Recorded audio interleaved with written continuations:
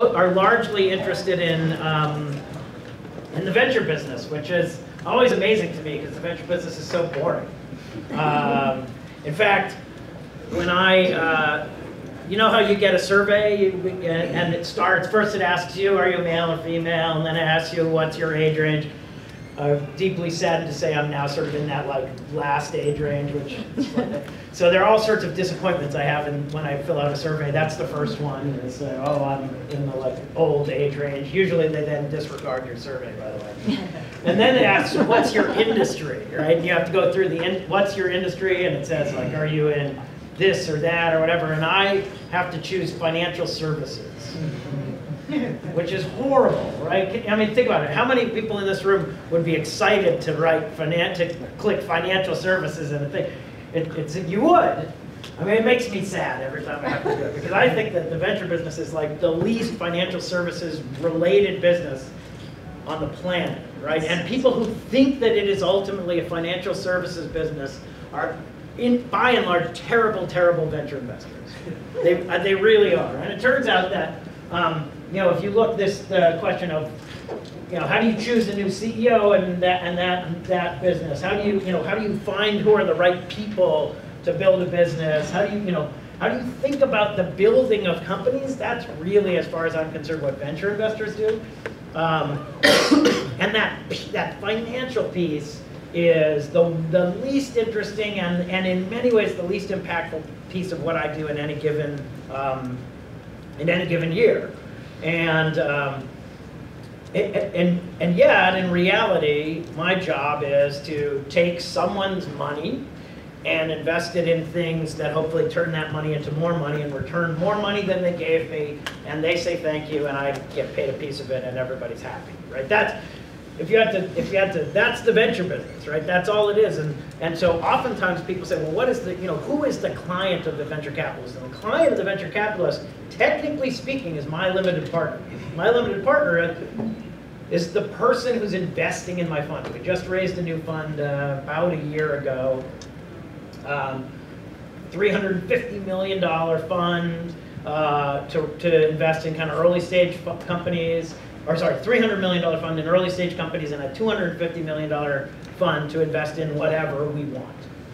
It's sort of it. I mean, now, keep in mind that it's sort of whatever you want, except that if you make bad choices, that you'll never get one of those funds again. So it's not really whatever you want, because we could literally take that $250 million and invest it in Bitcoin. Just buy Bitcoin, $250 million worth of Bitcoin, and say we have, and then we would have to then say to our LPs in our quarterly notice, we have invested $250 million in Bitcoin. And in about 3 seconds, we would get the phones would ring off the hook, like, what are you, an idiot? And if it went up, they would still think we were idiots, and we'd never raise another fund. Because really what they're looking for at the end of the day is for us to be buying what I think of as technology futures, right? At the end of the day, you can buy corn futures, you can buy oil futures. They're all about predictions about what will happen in these industries in the future. Is there going to be more value to, per pound for corn or whatever? We, in the end, are looking for the future of technology in this very, very small sliver of the universe that exists disproportionately here in Silicon Valley. In some ways, it may be like mining. It may be that at the end of the day, it's like showing up and you're at a diamond mine and you dig and dig and dig and hopefully you find the big diamond.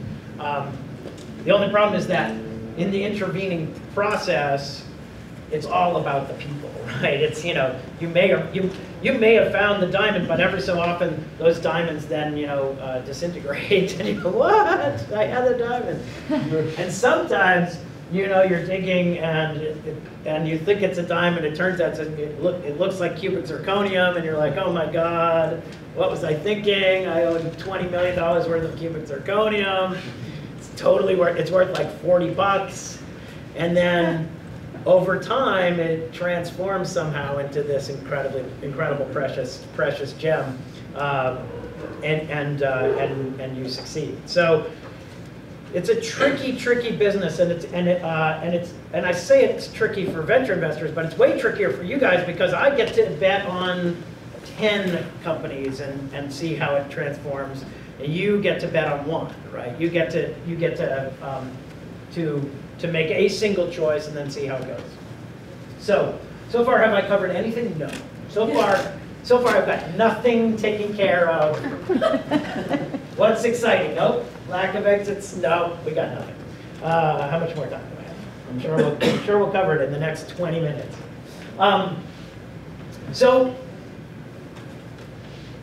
So as I watch the venture business and I watch it transform, and I've been now at August Capital for 13 years. I had been an attorney before joining August.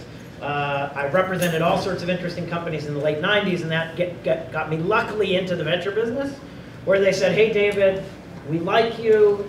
Lawyers usually suck at this job, but we think you might be able to do it. So if you're willing to take a risk, then come see what you see, and we'll see how it goes.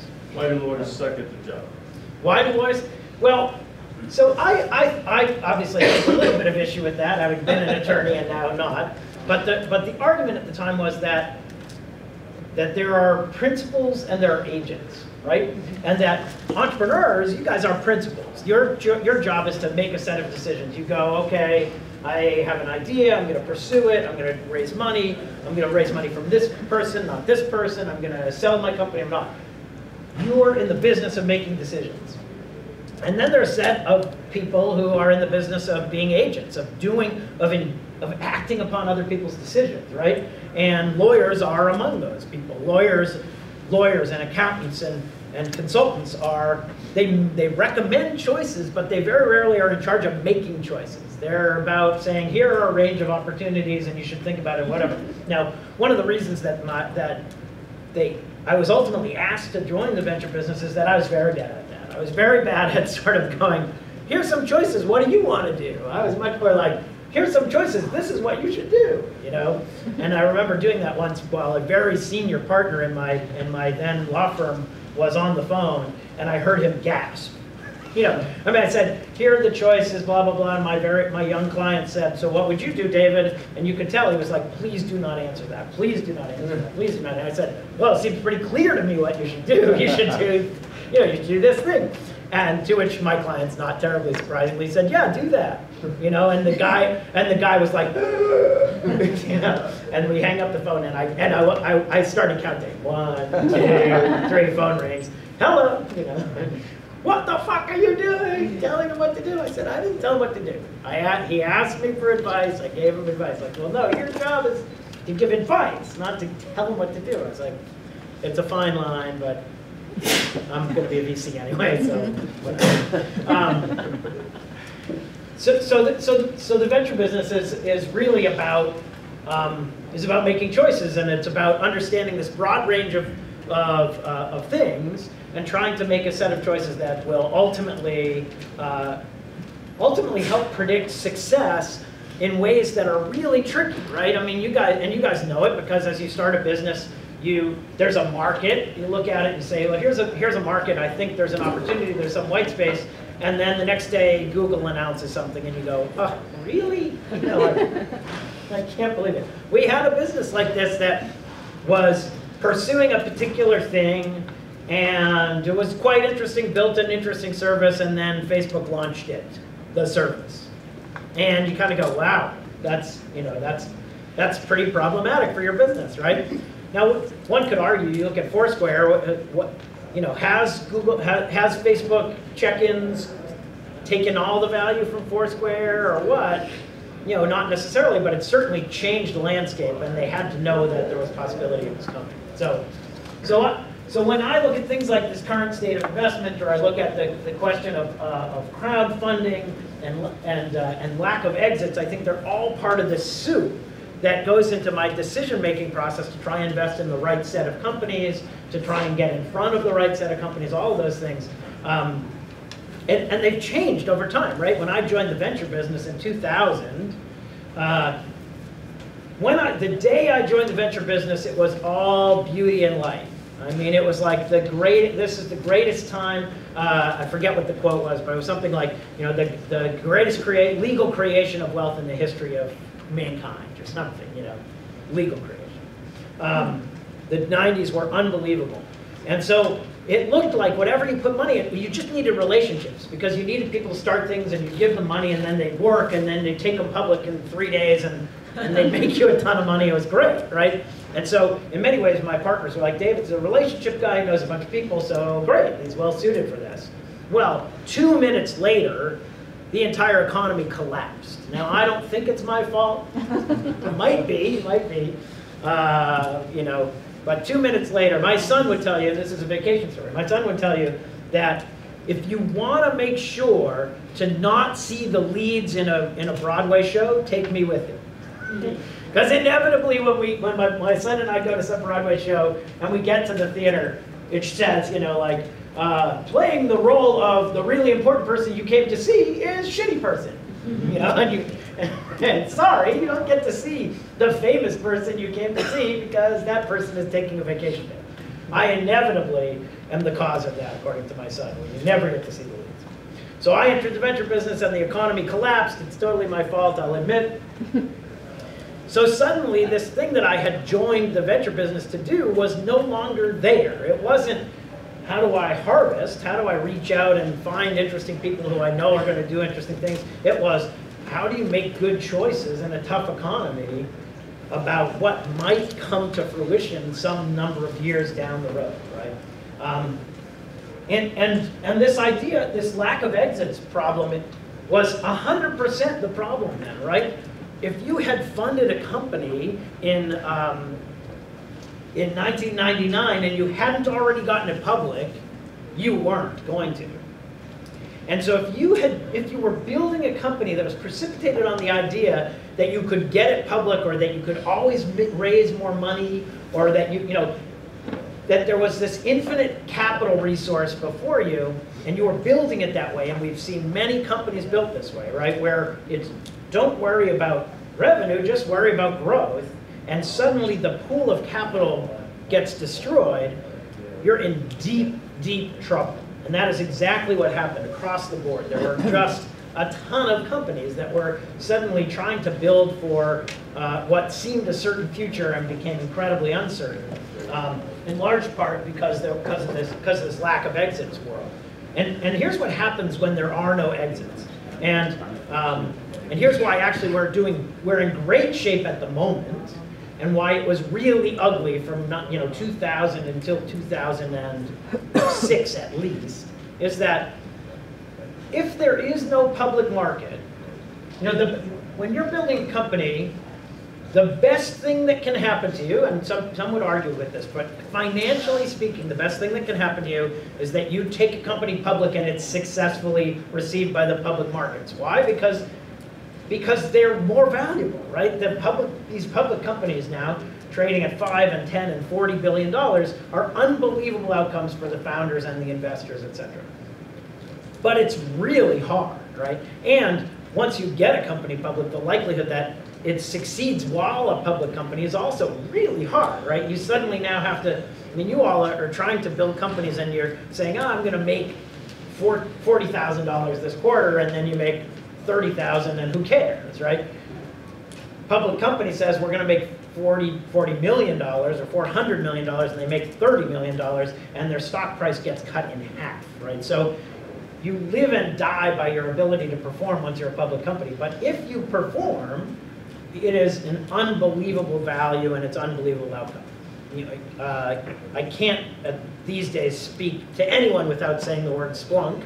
I funded the Splunk founders in the deep heart of darkness in 2003, when there were no exits, there was no opportunity, but they were building something interesting. 3 founders who said, if you take a bunch of data and you build a search engine on top of it, I think you could do interesting things. And I said, yeah, that sounds great.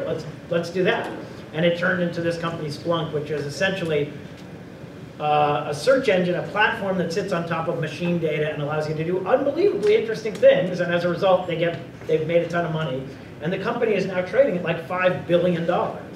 That's amazing, but one little misstep and that value is going to get is going to drop dramatically. If they continue to grow, it's great. So if you have a public company, if you have a public market available, then there's this opportunity to build multi-billion-dollar companies. The incredibly important byproduct of that is that if great companies have an alternative to being bought, then when someone wants to buy them, it costs them more, right? So suddenly, if you're a company trying to acquire a great company that's going public, you have to pay more. You can't pay, might have paid $300 million for that great company, now you have to pay $1 billion, right? And it's because they can say no, and they can say no with impunity. We had a company that, in fact, 2 of our companies in the last decade that when they were filing to go public got acquired by big companies because they're like, wait a second, the second you go public, we can't afford you anymore. We can't let that happen. So Google bought Postini, and Business Objects bought Crystal Decisions right as they're getting ready to go. Now, the opposite is also true. When there is a lousy public market, when there is a lousy economy, then there's no particular incentive for these companies to pay a lot of money to acquire your company. And so shy of big companies competing for it, the prices all get depressed. So if you have a big public market, then not only are the public prices valuable, but the acquisition prices are valuable. And the byproduct of that is that people fund you at high prices, right? If there's some opportunity, oh my goodness, this thing might be worth billions of dollars, then I might fund you at hundreds of millions of dollars. If it turns out that the only potential outcome for you is hundreds of millions of dollars, then I will only fund you at tens of millions of dollars, right? So as long as the top of the funnel is open, then the venture money flows at better prices and better values all along the system. And in many ways, I would argue that this crowdfunding business is a byproduct of this market. It's a byproduct of 2 things. One, this belief that there's an unbelievable availability of money, untapped, that's coming to you, right? It's down the path, and the VCs are getting all the value. We're not. VCs are making all this money, and all the poor little guy isn't making any of it. Now, if you looked at the industry, the VCs are losing all sorts of money, and the poor little guys aren't getting to lose it alongside them. So I'm not sure that that's such a bad thing. But for a few this small top 10% of the venture business, they are making a ton of money, and people are like, wait, what about me? Why can't I make a ton of money alongside? Well, and so it's because there are massive outcomes, and then there's this incredible misunderstanding of the likelihood of success, right? I mean, what is the likelihood of success in investing in an early stage startup? I recently saw a report, and it's not pretty. The likelihood that you succeed in investing in an early stage startup rounds to about 0. It's like, hey, how's that going to go? You're going to lose your money. This is how it's going to go. Speaking more of Broadway, I've inserted Broadway for vacation. I invested actually in a Broadway show, and when my wife said, is that a good idea? I said, no, it's a terrible idea. And she was like, I said, it's a great way to lose our money. And she's like, I don't understand. I said, but it's super fun. Which one? I had 2, Avenue Q and American Idiot. Oh. Anyway, I did all right, but I could have lost all my money. I should have lost all my money. Anyway, all right. Lack of exits, end of VC, crowdfunding, current state of it. So what's happening in investing right now? What's happening in investing right now is that from 2000, the economy crashed in 2008. Already the returns for venture investors sucked. In fact, from 2000 to 2010, if you invested $1 in venture, you made less than $1 out, right? So that's bad. Like, one would say, gee, I don't think I'll give you money if what you're gonna do is lose it, right? And it's not nearly as fun as investing in Broadway. At least when you invest in Broadway, you get to go to opening night. You invest in a venture fund, it's like you get to go to an annual meeting. It's not as fun, I can assure you. So for 10 years, the venture business was lousy and people were losing money. And so in 2008, by 2008, particularly when the economy crashed, it became incredibly hard for venture investors to raise money. And so we had gone from hundreds of venture firms in the beginning of the 90s to thousands of venture firms by 2000, and we are now on a path back to, if not hundreds of venture firms, a fraction of the number that we've gotten to, and people couldn't raise money between, from 2008 on, with a small exception, which is that there were a sliver of firms that have been able to raise funds, and they have, as a result, raised bigger funds, right? Because if you're the firm that people want to invest in, what investors are saying is, we'd love to invest, but we only want to invest in these 20 firms. Well, it turns out that's hard, right? If there are billions of dollars that want to invest in dozens of firms, it's not possible. And so, in many ways, what's happened is that those dozens of firms have just gotten bigger, right? Have gotten now billion-dollar funds instead of hundreds of millions of dollar funds. The other thing that's happened a fair bit, and I think is an interesting shift, is that, and in large part driven by Andreessen Horowitz, Mark came in, he was an operator, he looked at the business and he said, we're going to help you operate, we're going to build this infrastructure to help our companies by building PR organizations and recruiters and all these things. And so there are other firms now, around Sand Hill Road that are trying to build these organizations to help you build your business. I'll tell you, my view of that is that ultimately you need to build your own business. It's nice, it's a nice to have, it's definitely not a must have. In fact, in many ways, the focus should be on how do I help you build a great business? How do you build a business that's going to be successful and stand alone and grow and all those things? And so your ability to do those things independent of any help I can give you is a far bigger indicator of the likelihood of success of your company than your ability to do it because I have a good recruiter for you, right? But there is this shift, and there's a shift to this kind of operationalization where people are saying, hey, we can help you build your business. And I understand it, right? Because if you think about the venture business, in many respects, what do? I meet with you, you tell me about your business, I say, here's $10 million. Well, guess what? Anyone who has $10 million then can give you $10 million, and it's completely fungible. $10 million is $10 million, it doesn't matter. I can tell you, my $10 million is no prettier than anyone else's $10 million. We never even see it, it gets wired. It used to be fun. It used to be fun, you'd write a check. Have you ever gotten a $10 million? I haven't gotten a $10 million check, but I have facilitated that, where your company raises $10 million, you hand it a check, and you're like, wow. It's like so many zeros. It's completely awesome. Now you get an email. Confirmation that you have $10 million. And the most excitement you can have is then to go to your electronic banking, pull it up and go, look at it, go, $10 million.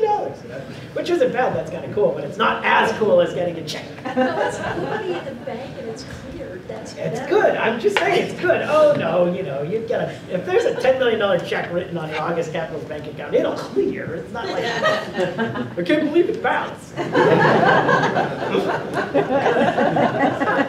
That would be stunning, and in this day of Twitter and social media, it would spread very quickly. I have no idea where I was. Covering all these important things. So anyway, so I do think so there is this shift sort of towards operationalization. There are fewer firms but bigger firms, and then there are a lot more professional little firms that are out there. The first round capitals and soft tech VCs and etc. who didn't exist. When I entered the venture business, all angels were basically individuals who made a bunch of money and they put money to work, and suddenly people like Josh Koppelman said, I don't have enough money to fund all the things I want to, I'm going to raise funds. And so here's what happens as a result. There are all these funds that are funding little companies to get started. Here's $1.5 million, let's figure out if it works. Well, what's supposed to happen is then you put this money to work, you work hard, you try and figure out if it works. If you make progress, then you go to the venture investors and you say, okay, I've made some progress, here it is, now give me $6 million, whatever. Because there is a larger number of these professional angels available, there are a larger number of these early stage ventures getting started, I don't think that they're any less likely proportionally to be successful, But at the end of the day, there are more of them, and always it's been the case that more companies fail than succeed. And so the byproduct is there are a lot more companies that are out trying to raise money that never will. And so there's this sort of sense of doom, like this, the Series A crunch. There is no Series A crunch. It was the same, the same crunch we've always had, which is most people don't get Series A's. It's sort of the same reason I just did a video interview, and the question is, was it sort of about VC hating? And there's all this VC hating, and I said I totally get it, because my job is to say no. My job, I would love it if my job was more to say yes, but frankly, my job is 998 times out of 1,000, I say, I like you, I think it's interesting, blah, blah, blah, but I'm not going to fund you, right? That's a terrible job. Like there's so many bad things about the venture business, but that's just a terrible job, and then people do a bad job of it, because like you don't want to say no, so then you forget to, and then people are like, you're such a jerk, you didn't even say no. You just ignored me, So anyway, we have all these early stage startups. They're trying to get venture funded. We have smaller number of venture funds that are available to fund them, albeit with slightly larger funds. But the result is that a lot more companies are not matriculating. And then you have a relatively small number of companies that would be likely acquirers. So there's a little bit of a myth that you can always sell your company in an acqui-hire or whatever. Turns out that's not true. I've had instances where I've had very fine teams who've tried to do something interesting, have not managed to do something interesting. We have proposed acquisitions that in many instances were basically, here, have the team in exchange for a good story, like we sold it. And even then not been able to say, yes, we'll do that, because there's a bunch of overhead or whatever. So more companies funded, less funding. And then the other thing that's interesting is that by and large, because there are a set of these, let's say couple dozen firms that can consistently raise money, that are engaged in the conversations, oftentimes when a company is getting funded, there are multiple of those firms are trying to fund them, and then it's good news for the entrepreneur, because then it's like, okay, now the VCs are fighting over us. How do we have some leverage to say, who do we want to work with, what do we think are reasonable terms, etc. So that I think that's kind of the state of funding and how you can and company building at this point.